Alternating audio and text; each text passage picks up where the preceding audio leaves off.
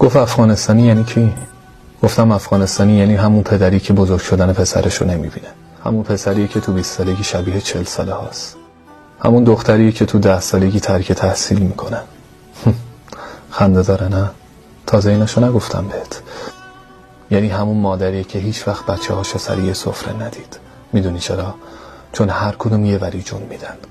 یکی سوریه، یکی پاکستان، یکی ایران، یکی اروپا، یکی هم که چند سال گم شده و اصلا معلوم نیست کجاست. افغانستانی یعنی از این دنیایی به این بزرگی فقط قصه هاشو داری، یعنی به آرزوهات نرسی و از دور براشون دست تکون میدی. افغانستانی یعنی من داغون، یعنی تو داغون که تفرقه ها نمیذاره ما بشیم. ما زاده یک پدر مادر هستیم.